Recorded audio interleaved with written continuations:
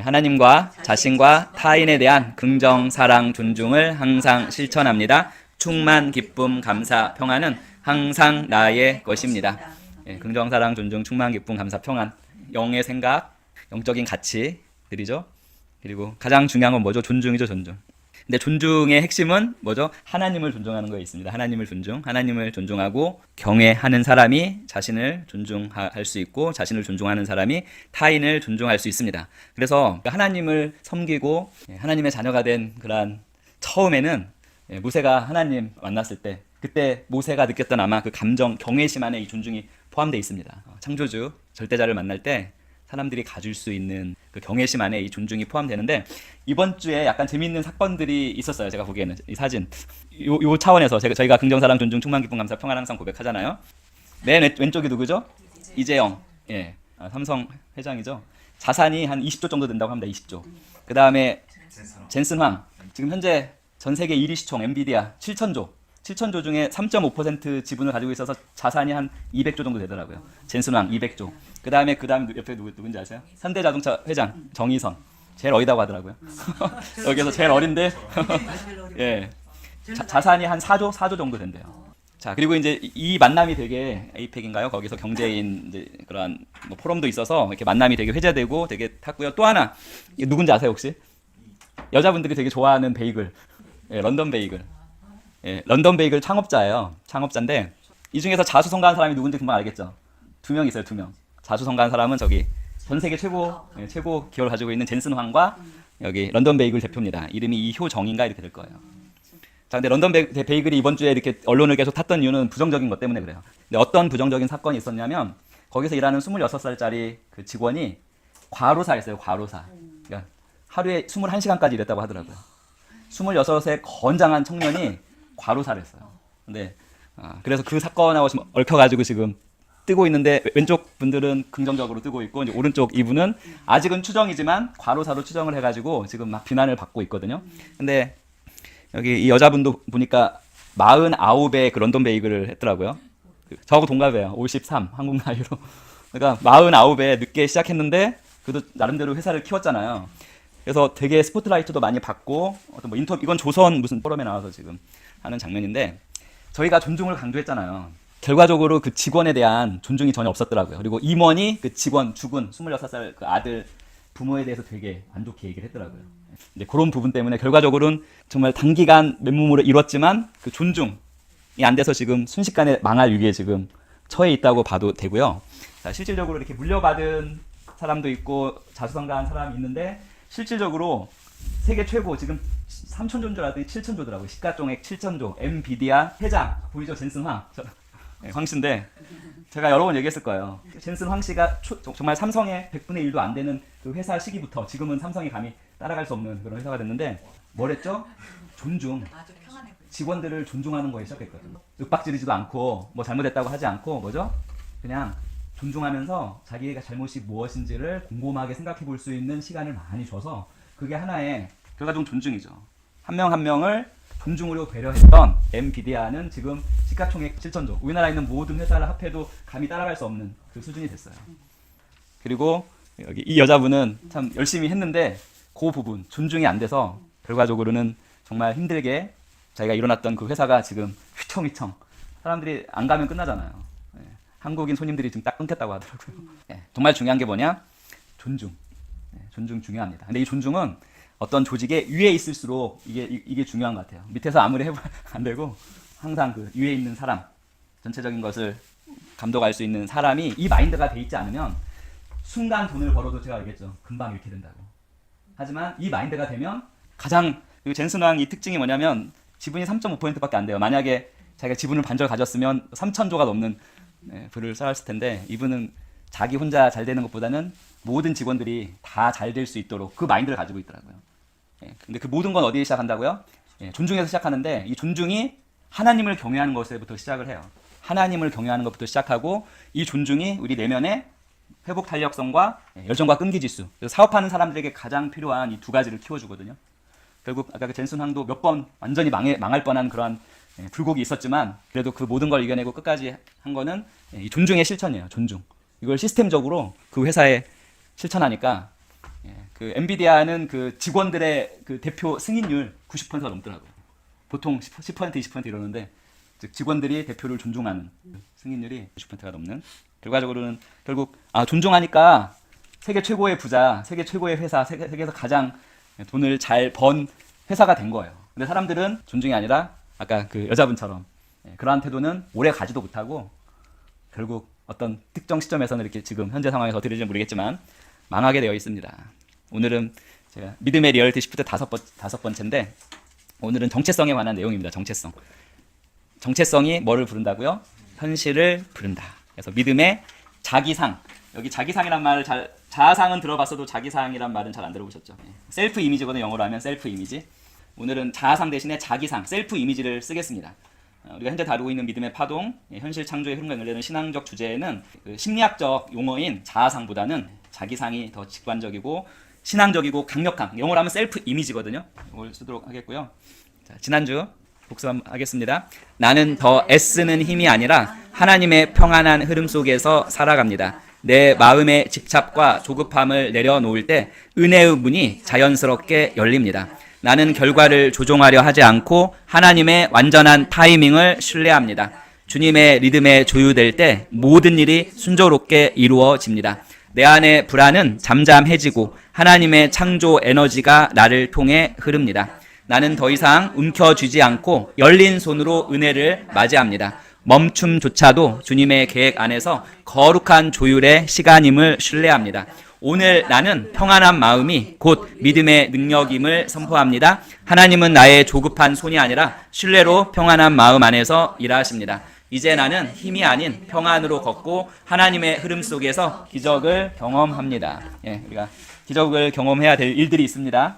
반드시 경험할 수 있도록 신앙 안에서 승리하려면 정체성에 대해서 저를 포함해서 다시금 우리가 정체성을 확립하고 그걸 인식하고 의식하는 시간 되기를 바랍니다. 현실은 어떻게 보면 우리가 가진 정체성의 반사, 즉 거울입니다. 하지만 대부분의 사람들은 현실이 내 삶을 결정한다고 믿습니다. 환경, 조건, 배경, 돈이 나를 만든다고 믿습니다. 하지만 성경은 오히려 이렇게 말씀합니다. 같이 읽어볼까요? 내가 누구인지를 아는 순간 현실이 바뀌기 시작한다.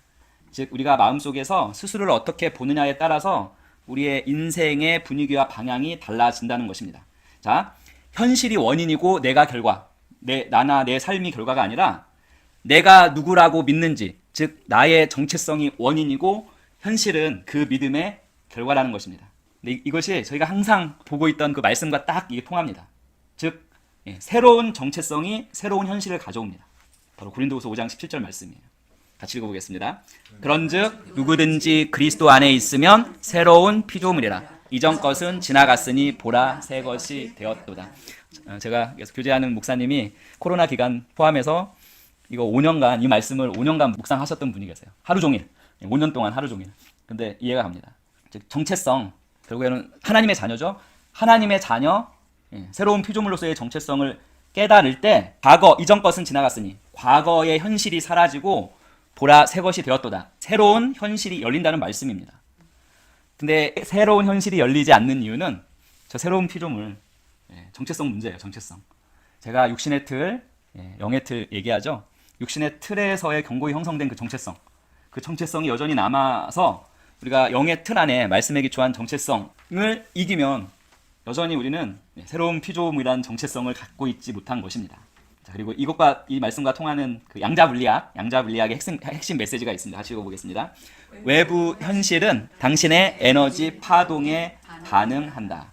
즉 쉽게 얘기하면 우리가 어떤 파동, 진동, 결국 태도예요. 내면에 가진 것, 내면의 태도, 믿음을 갖고 있느냐에 따라서 현실이 그 파동에 맞게 동기화 된다는 것입니다. 자, 내면이 두려움이면 현실은 불안정해집니다. 하지만 내면이 평안이면 현실은 부드럽게 흐릅니다.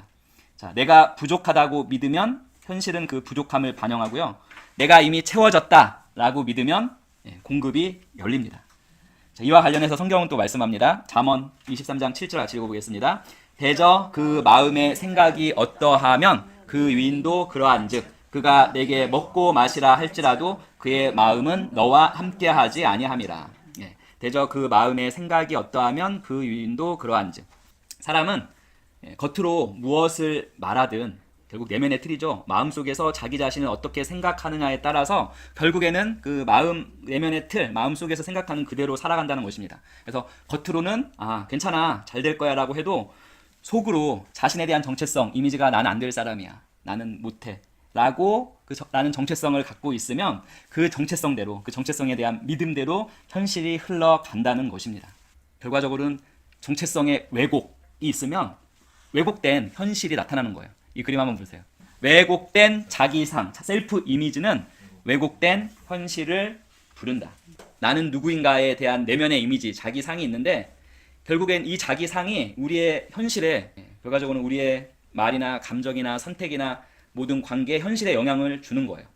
누구나 마음속 깊은 곳에는 이건 무의식적으로 있는 거예요. 무의식적으로. 나는 이런 사람이다 라고 믿고 있는 자기상, 셀프 이미지가 있습니다. 그런데 우리가 육신을 입고 있잖아요. 그리고 이제 뇌가 능동적 추론을 하고, 그리고 뇌가 또 현실을 왜곡하기도 하고 상황도 왜곡하기도 하는데, 대부분 이러한 이미지, 자기상, 자기 이미지가 언제 형성되냐면 어릴 때 겪은 상처, 타인의 비난, 그리고 실패했던 이 기억, 긍정적인 것보다는 대부분의 사람들에게서는 부정적인 기억으로 셀프 이미지가 형성됩니다. 그래서 부정적인 상황 가운데 형성된 셀프 이미지는 보통 이런 거예요. 나는 중요하지 않아. 나는 중요한 사람이 아니야. 나는 나 없어도 거의 더 나가면 나는 사랑받을 자격이 없어. 결국 이건 거짓된 자기상이거든요. 왜곡된 자기상인데, 문제는 이게 우리의 육신의 견고한 틀이 되면 무의식적으로 품고 그냥 평생을 살아간다는 거예요. 그래서 이 왜곡된 자기상, 이거를 그리스도 안에서의 우리의 정체성, 하나님의 자녀의 정체성으로 이게 온전하게 바뀌지 아니하면 아무리 하나님의 자녀라고 떠들어도 결국에 삶은 뭐예요? 왜곡된 자기상으로 살아가는 거예요. 어릴 적 아버지의 무관심 속에 자란 한 청년이 있는데 공부도 열심히 하고 재능도 있는데 이상하게 사람들 앞에만 서면 긴장하고 위축되고 어떤 교회에서 리더로 세우려면 계속 거절하고. 왜 그러죠? 그 청년의 내면 깊은 곳에서는 나는 중요한 존재가 아니야. 라는 그 왜곡된 자기상이 자리 잡고 있기 때문입니다. 그래서 이 왜곡된 자기상, 이거를 우리가 그리스도 안에서 나의 정체성, 새로운 피조물의 자기상으로 교체하지 아니하면 계속적으로 하나님의 자녀의 삶을 살아도, 신앙생활해도 결국 이 왜곡된 자기상이 무의식적으로 우리의 현실을 조종해 가는데 스스로의 가치를 낮추는 방향으로 가능성을 막아버리고, 그리고 하나님의 부르심에서도 신앙적으로 도망치게 됩니다. 결국 이 말씀, 대저 그 마음의 생각이 어떠하면 그 유인도 그러한즉, 그 사람이 마음속에서 자신을 어떻게 생각하느냐가 실질적으로 그 삶 전체를 이끌어 가는 것입니다. 그래서 현실은 우리가 가진 자기상의 거울과 같아요. 근데 문제는 이 자기상이 영의 생각인 하나님의 말씀에 기초하지 않고 어릴 때 상처받은 것, 비난받은 것, 실패했던 것으로 말미암아 형성된 그 자기상이 계속 지속된다면 어떻게 되죠? 결국 그 자기가 형성한 그 왜곡된 자기상의 틀에 갇혀서 평생을 살 수밖에 없습니다. 하지만 하나님의 말씀은 같이 읽어보겠습니다. 하나님의 말씀은 새로운 자기상을 제공한다. 나는 누구인가? 누구입니까? 나는 새로운 피조물입니다. 새로운 피조물. 이전에 없었던 새로운 피조물입니다. 거듭난 새로운 피조물. 근데 이 피조물이 육신 안에 살고 있습니다. 육신 안에. 그렇죠? 그래서 육신은 새롭게 되는 건 과정이 필요해요. 혼도 마찬가지고. 결과적으로 새로운 피조물이 된 것은 하나님으로부터 왔던 영으로서의 내 존재, 진짜 실체인 영으로서의 내가 새로운 피조물이에요. 거듭난 산 영. 하지만 혼은 육신의 신호에 영향을 받습니다. 그리고 혼과 육신은 우리가 계속해서 관리해 나가야 할 대상이에요. 혼과 육신은 무시해서도 안 돼요. 잘 돌보고 그걸 잘 관리해 나가면 됩니다. 그리고 말씀은 우리의 정체성의 자기상에 대해서 뭐라고 말합니까? 과거의 나가 내 정체성이 아니라 하나님 안에서 나가 내 정체성이라고 말씀합니다. 자, 우리는 종종 나는 하나님의 자녀야, 괜찮아요? 나는 새로운 피조물이야, 나는 거듭난 산 영이야, 괜찮은데 종종 우리는 나는 어떠한 사람이야 이렇게 정의를 많이 합니다. 나는 이러이러한 사람이야 라고 말씀에 기초하지 않은 것과 정의할 때 대부분 그 정의는 과거의 상처, 경험, 타인의 말을 기준으로 정의가 됩니다. 이런 거죠. 나는 맨날 실패해. 난 누구한테도 필요 없는 사람이야. 나는 아무것도 제대로 할 수 없어. 하지만 하나님은 결코 그렇게 말씀하지 않으십니다. 왜냐하면 하나님은 우리를 정의하실 때 하나님 안에 있는 나를 기준으로 우리의 정체성을 정의하시기 때문입니다. 그 정의는 뭡니까? 이전것 왜곡된 자기상은 지나갔으니 보라 새 것이 되었도다. 하나님은 우리가 새 사람, 새로운 피조물이라고 말씀하시고 새로운 피조물, 그리스도 안에서 새로운 피조물로서의 새로운 자기상을 말씀 가운데 다 여러 군데서 말씀해 주십니다. 첫 번째는 뭐죠? 새로운 피조물이죠. 새로운 자기상. 두 번째는 뭡니까? 하나님의 자녀입니다. 세 번째는 뭡니까? 용납된 자입니다. 세상에서는 너 안 돼 라고 말씀하실 때 하나님은 말씀하십니다. 나는 너를 원하고 너를 사랑하고 너의 있는 모습 그대로를 나는 받아준다라고 말씀하십니다. 네 번째는 뭡니까? 나는 채워진 자다. 참 이건 육신을 입고 있기 때문에 참 힘든 부분이에요. 항상 부족하죠. 육신을 입고 있으면 부족하죠. 하지만 이 부족하다라는 것은 이 자기상은 이전 옛 자기상의 잔재입니다. 이전 것은 지나갔으니 했는데 옛 자기상, 아까 제가 말씀드린 과거의 상처, 타인의 비난 등등으로 말미암아 형성된 자기상입니다. 하지만 하나님께서 뭐라고 말씀하십니까? 하나님은 은혜라고 말씀하시고 우리가 언제나 하나님을 향해서 두 팔을 벌리고 그분을 받아들일 때 은혜로, 하나님의 은혜로 가득 채워주시는 분이십니다. 실질적으로 채워주시는 분이십니다. 그리고 다섯 번째는 나는 지으심을 받은 사명자다. 에베소 2장 10절. 우연히 태어난 사람이 아닙니다. 그 엄청난 확률을 뚫고 우연히 만들어지고 태어난 존재가 결코 우리가 아닙니다. 하나님이 직접 디자인하신 작품이고 그 하나님은 우리를 통해서 일할 선한 일들을 또한 준비하고 계십니다. 그리고 마지막은 뭐죠? 나는 이미 승리한 자다. 사실 우리는 계속 씨름하고 있죠. 싸우고 있지만 하나님 입장에서는 뭐죠? 너는 이미 승리자.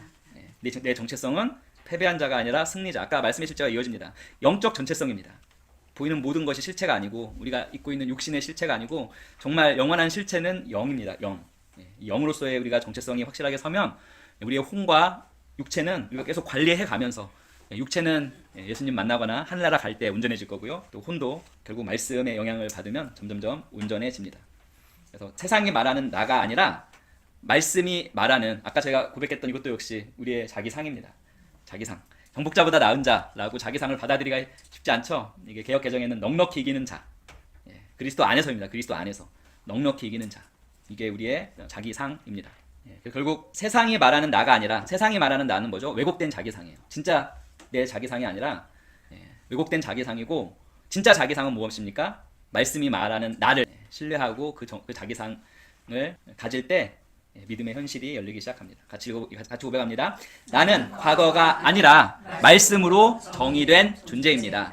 나는 새로운 피조물이며 하나님의 자녀이고 오늘도 채워지고 사랑받고 쓰임받는 존재입니다. 채워지고 사랑받고 쓰임받는 존재인데 상황과 환경에 상관없이 내가 뭘 했느냐 안 했느냐 상관없이 있는 모습 그대로 우리는 그대로도 뭐죠? 채워지고 사랑받고 쓰임받는 존재입니다. 자, 믿음의 자기상을 조율하라. 말하고 느끼고 선택하라. 하나님이 주신 새로운 자기상 우리가 지금 알고는 있어요. 저도 그렇고 알고는 있는데 알기만 해서는 안 됩니다. 조율하고 유지하고 훈련해 나가야지 이것이 실제로 현실 가운데 나타나거든요. 자기상을 조율하는 방법이 바로 말하고 느끼고 선택하는 것입니다. 이 세 가지 이 말하고 느끼고 선택하는 것 이것이 파동과 주파수를 우리 정체성의 파동과 주파수를 외부 현실로 연결하는 믿음의 도구들인데요. 같이 읽어보겠습니다. 말은 현실을 여는 파동이다. 아침마다 세 가지 선포하는데 같이 읽어볼까요? 나는 하나님의 사랑을 받는 자입니다. 나는 오늘도 하나님의 공급을 받고 있습니다. 나는 평안과 흐름 가운데 선택합니다. 집착이 아니고 정욕이 아니고 그냥 자연스럽게 아까 여기에 포함되죠. 채워지고 사랑받고 쓰임받는 존재. 이게 우리의 정체성입니다. 이게 상황과 환경에 상관없이 이게 과거와 상관없이 말은 단순한 소리가 아닙니다. 말은 파동이고 선언이고 자기 정체성을 외부 현실에 심는 씨앗입니다. 그래서 하루의 시작을 하나님께서 말씀하시는 이 자기 상으로 여는 거예요. 난 하나님의 사랑받는 자하고 하나님으로 인해 채워지고 나는 평안과 흐름 가운데 선택합니다.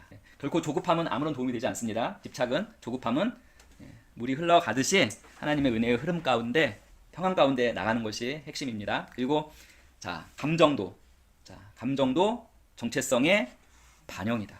감정도 정체성의 반영이다. 자, 여기서 이제 느낀 감정, 육신이 힘들어서 나오는 느낀 감정도 있습니다. 그거하고는 구분해야 돼요. 육신이 힘들어서 나오는 느낀 감정, 그건 어쩔 수 없습니다. 그건 힘든 거예요.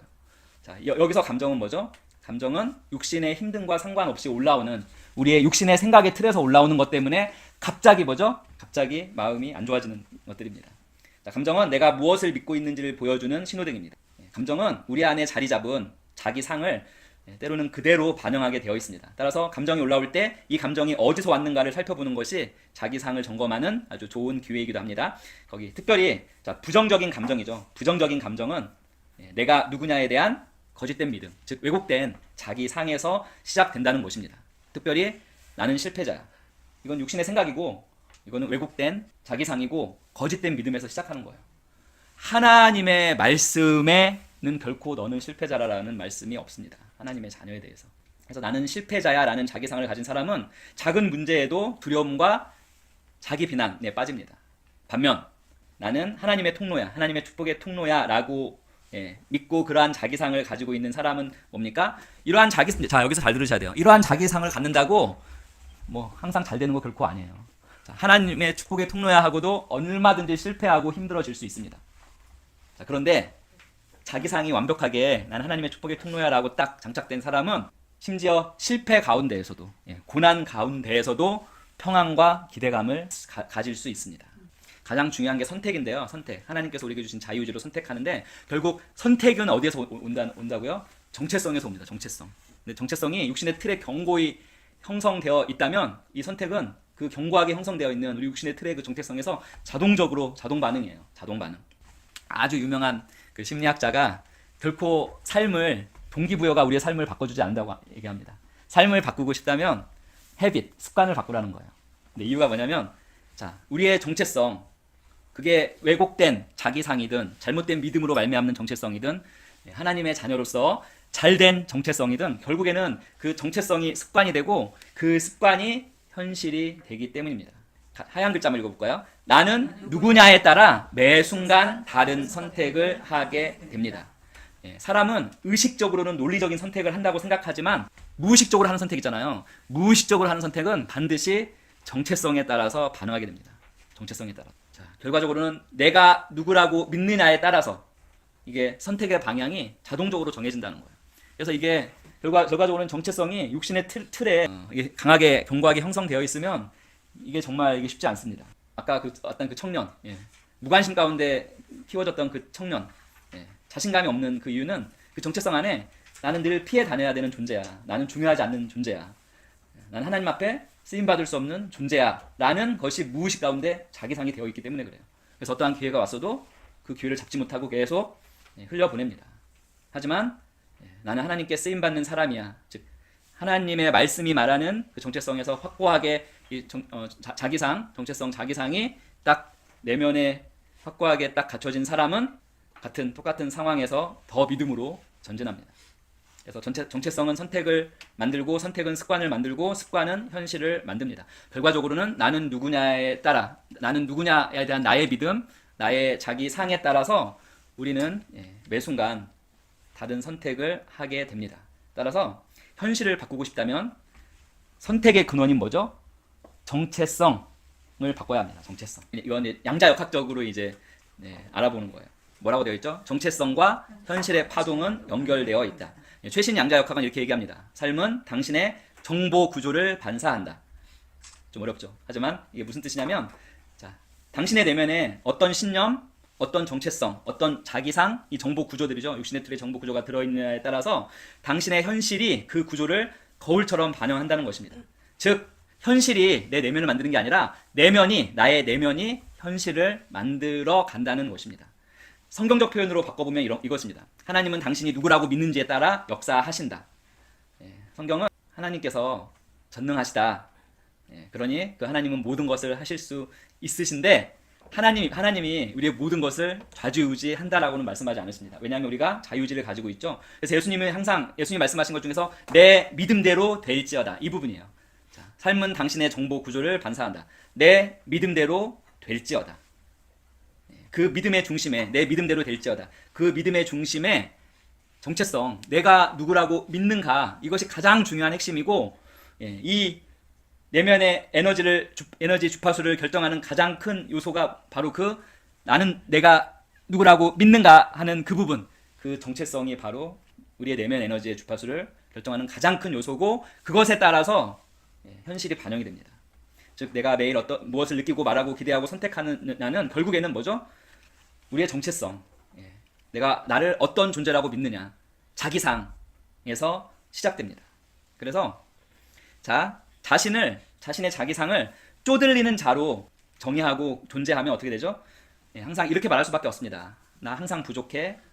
안 되면 어떡하지? 난 해봐야 안 돼. 이러한 말이 되고, 결국에는 말투도 조심스럽고 감정도 위축되고 선택도 작아지고 현실은 계속 더 막히는 방향으로 싱크라고 하죠. 동기화됩니다. 자, 반대로 나는 하나님의 공급을 받는 자, 나는 즉 하나님께서 나를 채우시는 자야. 이건 다 상황과 환경에 상관없이요. 그 자기상을 갖고 존재하면 말에 여유가 생깁니다. 감정도 평안해집니다. 선택의 폭이 넓어집니다. 결국 삶의 흐름이 뚫리고 필요한 공급의 문이 열리게 되어 있습니다. 결과적으로는 내면이 중요한데, 그 내면에 있는 것 중에서 가장 중요한 게 뭐라고요? 정체성이에요. 정체성. 근데 육신의 생각의 틀에서의 정체성, 즉 과거의 상처나 과거의 사람들이 말한 비난, 그러한 것으로 정체성을 가지고 있으면 그러한 부정적인 정체성에서는 계속 부정적인 현실이 계속 지속될 수밖에 없습니다. 내 정체성이 바뀌어야 결국 현실도 바뀌는 거예요. 이게 핵심이에요. 예수님의 말씀대로 내 믿음대로 될지어다. 즉 내가 나를 누구라고 믿느냐에 따라서 현실이 따라가는 것입니다. 자, 그래서 이제 정체성 리셋 훈련 거의 마지막입니다. 자, 이거 한번 해보시기 바랍니다. 주보에도 제가 넣었거든요. 말씀 선포 훈련. 매일 아침에 딱 일어나셔서 숨을 들이마시면서 나는 하나님의 자녀입니다. 내쉬면서 오늘도 은혜 안에서 선택합니다. 이렇게 하시고요. 그 다음에 거짓 자기상 깨기. 자, 얼마든지 육신을 입고 있으면 이 앞에 이 생각 수시로 와요. 우리가 신앙인이라고 안 하는 게 아닙니다. 자, 육신에서 올라오는 나는 부족해. 나는 은혜로 채워진 자다. 이게 올라오면 재빨리 얘기하는 거예요. 부족한 그 느낌이나 상황이 올라오면 나는 하나님의 은혜로 채워진 자야. 난 할 수 없어. 나는 주 안에서 능력 있는 자야. 나 외로워. 아무리 사랑이 많아도 군중 속의 고독이라고 하죠. 하나님과 연결, 상호작용, 임재 안에 거하는 것을 알지 못하면 인간은 결혼해도 수많은 친구들이 있어도 외로울 수밖에 없는 존재입니다. 그리고 정체성 기반 기도가 있죠. 같이 해보겠습니다. 주님, 현실이 아니라 정체성으로부터 살게 하소서. 나는 주님 안에서 새로운 피조물이며 이 믿음의 자기상이 오늘 나의 현실을 열게 하소서. 자, 이제는 우리는 하소서 하지 말고 뭐죠? 주님, 현실이 아니라 정체성으로부터 나의 진정한 정체성으로부터 살게 하심을 감사합니다. 이 고백이 돼야 되고, 나는 주님 안에 새로운 피조물이며 이 믿음의 자기상이 오늘도 나의 현실을 열게 하실 것을 믿습니다. 자, 정체성을 바꾸면 현실이 달라집니다. 같이 읽어보겠습니다. 밑에 내가 하나님 안에서 누구인지를 믿을 때 그 믿음이 현실을 뚫고 흐름을 엽니다. 다시 한번 제가 강조해서 말씀드리면 우리의 현실은, 특별히 우리가 원하는 그 현실은 무엇에 달려 있어요? 우리가 어떠한 정체성을 가지고 있느냐. 이거는 무의식적인 정체성이에요. 무의식적인 정체성. 왜냐하면 우리가 아무리 겉으로 나 하나님의 자녀라고 100번 1000번 얘기해도 내면은 뭐예요? 예전에 받은 상처, 그거로 말미암는 왜곡된 거짓된 자기상 정체성이 여전히 육신에서 견고히 있으면 그 견고히 살아있는, 무의식 가운데 살아있는 그 정체성을 따라갑니다. 결코 그냥 우리가 얘기하는 하나님의 자녀로서의 삶을 따라가지 않습니다. 그래서 안 되는 거예요. 그걸 인지부조화라고 해요. 인지부조화. 하나님을 알고 신앙생활을 하지만, 하나님의 자녀임을 알지만 내면은 하나님의 자녀가 아닌 거예요. 예전에 형성되어 있는, 이전 것은 지나갔는데도 불구하고 예전에 형성되어 있는 거짓된 왜곡된 자기상이 여전히 살아있으면 그 상에 맞는 현실이 펼쳐져요. 그래서 우리가 믿는 게 그냥 믿으면 안 되고요. 진짜 새로운 피조물. 그래서 제가 아까 그 목사님이 5년간 그 말씀 5장 17절을 하루 종일 5년간 코로나 기간 켜서 이해가 가요. 이해가 안 되니까 그래. 안 되니까 5년 지나니까 되신 것 같더라고요. 그 목사님 하루 종일 묵상하는데 그 정도로 우리 육신의 틀이 견고합니다. 견고해. 근데 우리가 육신의 틀이 견고하다는 그것을 깨닫는 거, 이게 메타 자각이고요. 그것을 볼 수 있으면 시작은 반이다. 우리 현실은 얼마든지 하나님의 축복이 넘치게 흘러가는 그 현실로 변화될 수 있습니다. 결국 하나님 안에서의 정체성을 우리가 확고히 갖는 거. 무의식적으로 올라오는 그 정체성을 거절하고, 이제는 거절하고, 이건 내가 진짜 내가 아니야. 상황과 환경에 상관없이 난 날마다 채워지고 사랑받고 하나님의 은혜로 평안 가운데 선택할 수 있는 자야. 이게 다거든요. 이거를 선택하시면 즉 주 안에서의 정체성이죠. 거듭난 산령, 새로운 피조물로부터 출발하는 이 정체성을 가지시면 하나님의 은혜의 흐름, 자연스러운 흐름이에요. 그 걱정 근심이 없는 흐름에 미끄러지듯이 자연스럽게 나아가는 축복의 삶이 되는 것입니다. 자, 말씀하시겠습니다. 같이 긍정선포 고백 같이 합니다. 나는 과거가 아니라 말씀으로 정의된 존재입니다.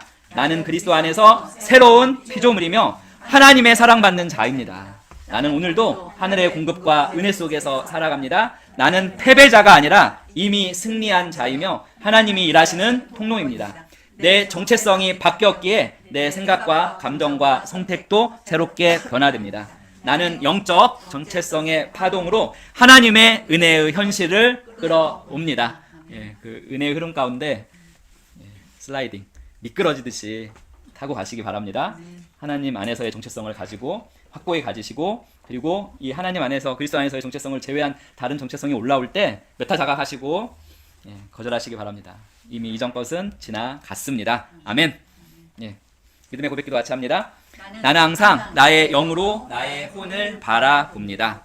영인 나는 믿음의 사람입니다. 영인 나는 의로운 사람입니다. 영인 나는 사랑의 사람입니다. 영인 나는 지혜의 사람입니다. 영인 나는 부유한 사람입니다. 영인 나는 탁월한 사람입니다. 영인 나는 건강한 사람입니다. 영인 나는 사탄의 머리를 밟고 있는 사람입니다. 영인 나는 영혼 구원자 축복의 통로입니다. 영인 나는 예수님의 이름으로 승리 가운데 걷습니다. 하나님, 온 심령으로 예수 그리스도 살아계신 하나님의 아들을 믿습니다. 예수님이 나와 나의 죄를 위해 돌아가셨고 하나님께서 예수님을 부활시키셨으며 예수님이 오늘 살아계심을 믿습니다. 나는 내 입으로 예수 그리스도께서 오늘부터 내 삶의 주인 되심을 고백합니다. 예수님을 통해 예수님의 이름으로 나는 영생을 가졌고 다시 태어났습니다. 하나님, 나를 구원해 주심을 감사합니다. 나는 이제 하나님의 자녀입니다. 예수님의 이름으로 기도합니다. 아멘.